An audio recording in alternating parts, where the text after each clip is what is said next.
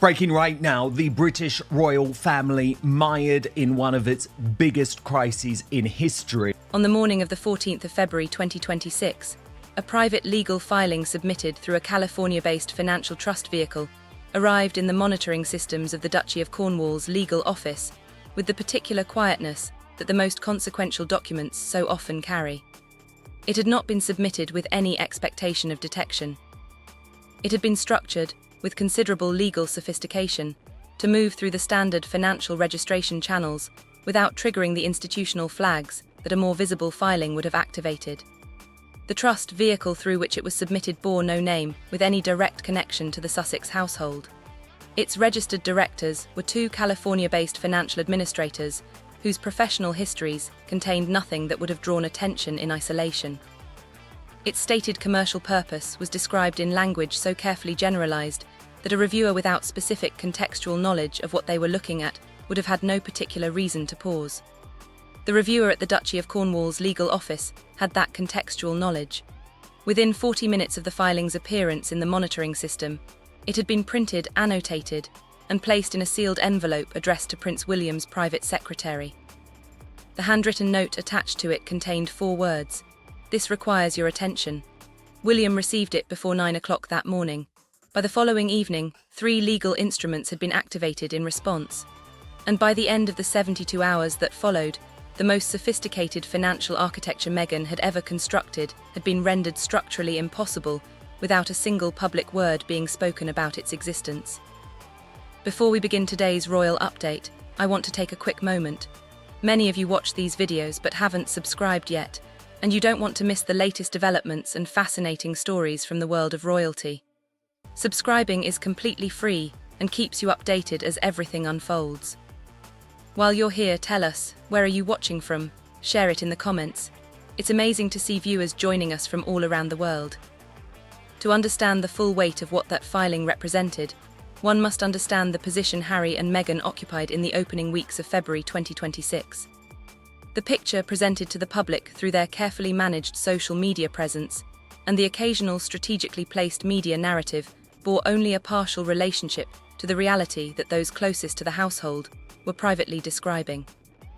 The Netflix partnership that had anchored the Sussex commercial strategy since their departure from royal life was in active renegotiation, with the streaming platform's appetite for Sussex content having diminished considerably from the levels that had made the original deal's terms so favourable. The Archewell Foundation, whose public-facing activities had been presented with consistent and practiced optimism, was operating under a level of financial scrutiny from its donor base that sources describe as unprecedented in its history. The Montecito social infrastructure, built painstakingly across 3 years of careful cultivation, was showing the particular kind of strain that only becomes visible when the commercial momentum that sustains a certain kind of life begins to decelerate.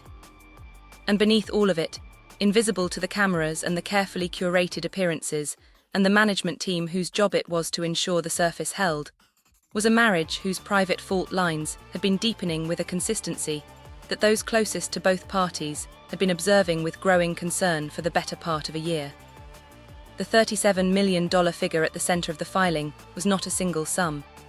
It was the projected aggregate value of a network of commercial vehicles whose architecture had been under construction for nearly 3 years, built around a core strategic assumption that Meghan's legal team had treated as settled, and that the Duchy of Cornwall's flagging had just revealed to be anything but. The network's components were sophisticated in their individual construction and deliberately obscured in their collective connection to the Sussex name. A media production entity registered in Delaware, whose content licensing agreements referenced royal-adjacent intellectual property, whose ownership Meghan's team had assumed was hers to deploy independently. A lifestyle brand platform whose commercial positioning drew heavily on the language and imagery of a certain kind of aristocratic British heritage, whose association with the Sussex title gave it a market premium that sources valued at considerably more than the platform's underlying content warranted on its own. A speaking and appearance agency whose client roster and fee structure had been built around a designation that was not, as the filing's reviewers immediately understood, Meghan's alone to monetize. Each component was individually defensible. Together, they formed something that the Duchy of Cornwall's legal team recognised within hours of reviewing the full filing as a systematic attempt to extract independent commercial value from an institutional asset whose terms of use had been defined in agreements that Meghan's team had signed, reviewed, and in critical areas fundamentally misread. The specific vulnerability at the centre of the plan was a legal assumption so foundational to the entire architecture that its removal did not weaken the structure. It collapsed it. Meghan's commercial team had proceeded on the basis that the Sussex Royal designation retained an independent market value that could be monetised through brand association without requiring the active consent or institutional cooperation of the Crown. It was an assumption that had a certain surface logic, built on years of observing how the Sussex name had functioned in commercial contexts since the couple's departure from royal life. What it failed to account for, and what the clause buried within the original Sussex titles framework made with a precision that left no interpretive room, was that the commercial value of the Sussex designation was not separable from the institutional permission that made its use legitimate. Remove the permission and the commercial value did not diminish, it disappeared.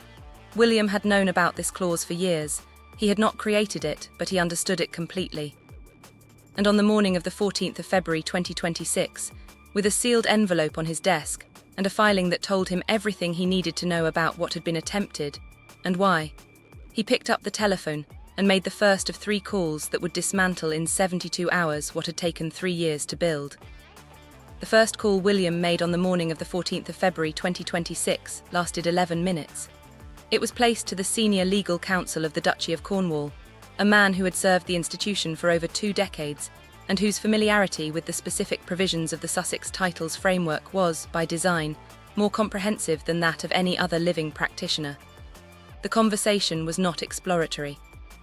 William had read the filing carefully before placing the call, and he arrived at it with the particular focus of someone who has already understood the situation and is now establishing the sequence of responses rather than still processing the discovery. He asked 3 questions. He received 3 answers. And when the call ended, he sat for a period that his private secretary, present in the room, later described as no more than 2 minutes of complete stillness before he reached for the telephone again. The second call was placed to the palace's constitutional legal advisor. It lasted 7 minutes. The third call, placed within the hour, went to a number that those with knowledge of the morning's events have declined to identify, beyond describing its recipient as someone whose institutional role gave them the specific authority required to activate what needed to be activated. That call lasted 4 minutes.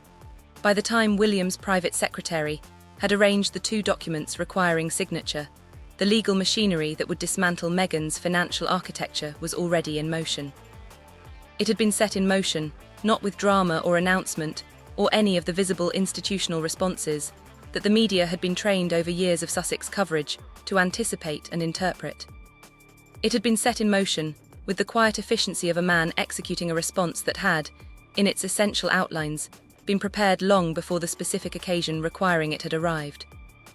The 3 legal instruments activated across those 72 hours targeted different structural elements of Meghan's commercial network, with a precision that spoke to a thorough prior understanding of exactly how that network had been constructed. The first instrument invoked the specific clause within the Sussex titles framework that governed the independent commercial use of royal adjacent designation and branding, issuing a formal notice of non-consent, whose legal effect was immediate, and whose practical consequence was the removal of the institutional permission that gave the network's core commercial proposition its market value. Without that permission, the Delaware-registered media production entity's content licensing agreements lost the royal adjacent intellectual property basis on which their most valuable provisions rested. The contracts did not need to be challenged or litigated. They simply became, in the precise legal sense, unenforceable in the dimensions that had made them worth the figures attached to them.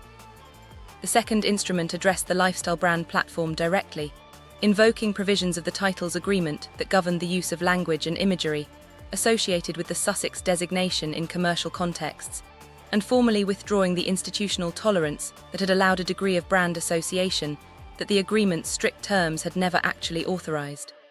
The platform did not disappear, but its commercial positioning, built around an aristocratic British heritage association, whose premium derived entirely from the Sussex connection, lost the foundation on which that premium had been calculated. The investor valuations that had made the $37 million projection credible were revised within days. The revisions were not minor. The third instrument was the most significant and the most carefully constructed of the three.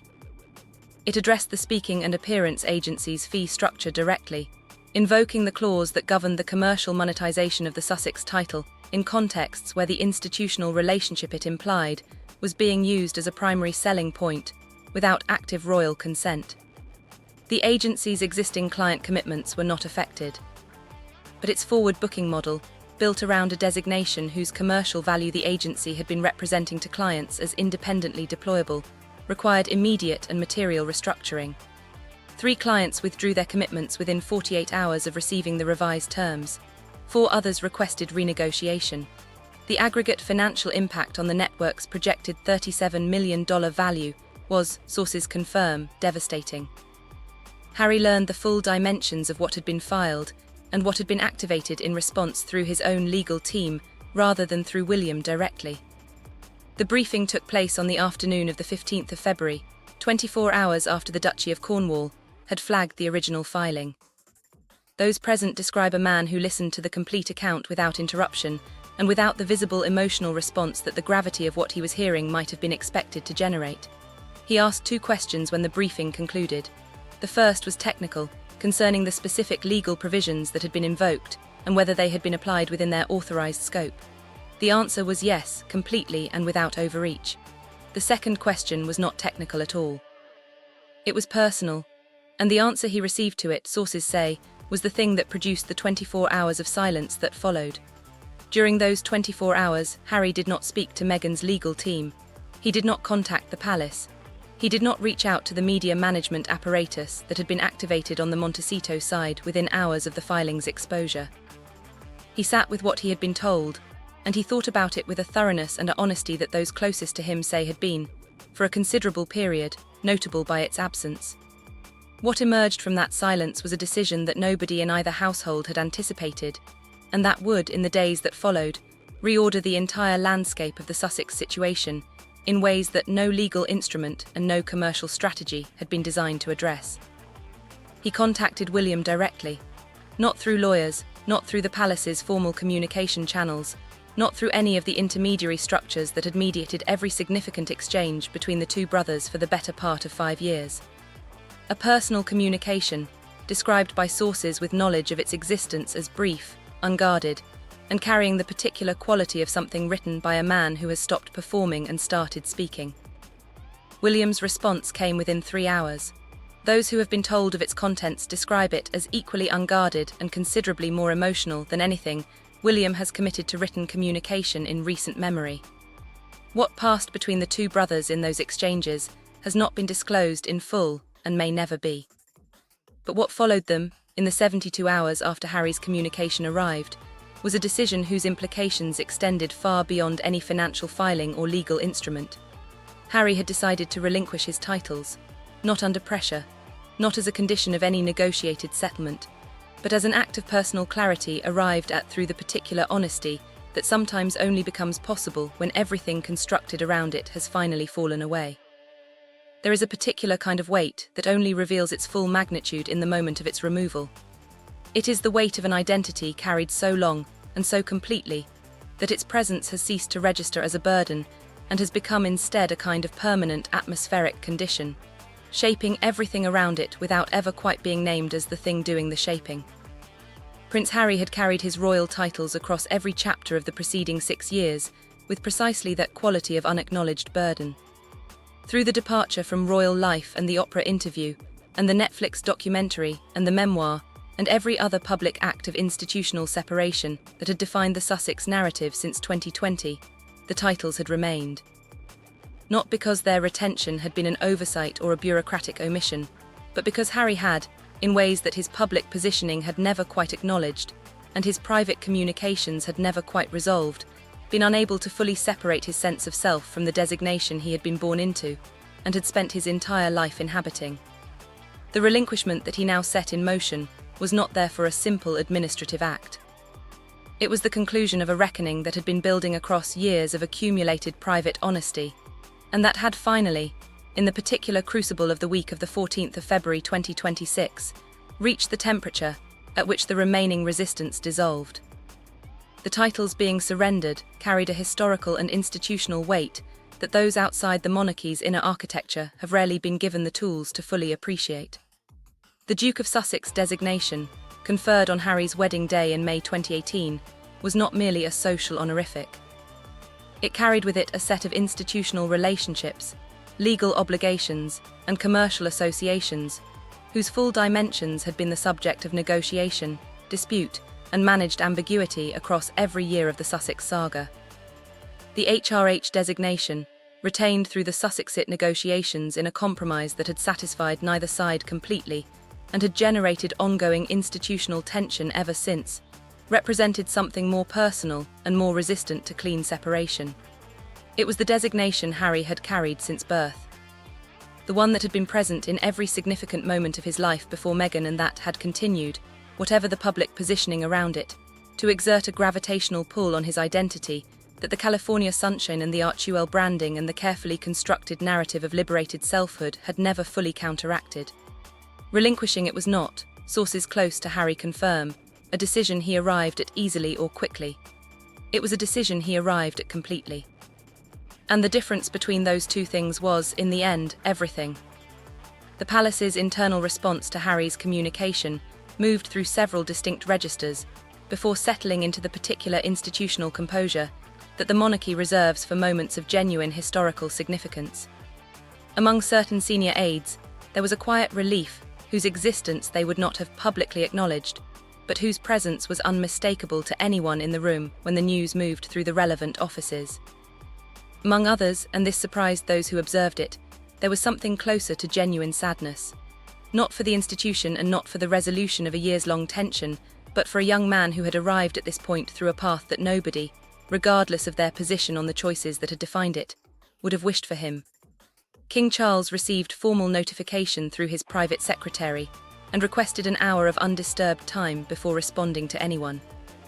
His written response to Harry, composed in that hour and delivered by private courier to Montecito 3 days later, has not been disclosed, but those with knowledge of its existence describe a letter that contained no institutional language and no formal framing of any kind. It was, they say, a father writing to a son, and whatever it contained, the source who confirmed its delivery noted with quiet significance that Harry read it twice and did not speak for a long time afterward. William's private response operated in a different register entirely. He did not issue any communication through the palace press office.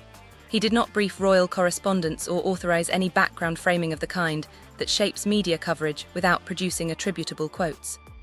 What he did was simpler, and in its simplicity, considerably more powerful than anything the institutional machinery could have produced. Within 48 hours of receiving Harry's personal communication, he made a single gesture whose nature has been described to those who have sought to understand this period, but whose specific details those closest to William have asked to remain private.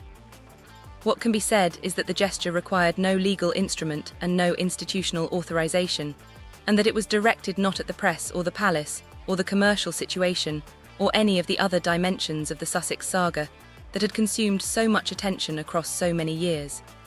It was directed at his brother. And those who learned of it describe it as the most authentically human thing either man had done in relation to the other since the funeral of a grandmother, whose death had not, in the end, been enough to close the distance that had opened between them. Meghan's response to the simultaneous collapse of her financial plan and the news of her husband's decision arrived in the form of a silence that those monitoring her public presence noted immediately and found, given the circumstances, entirely understandable.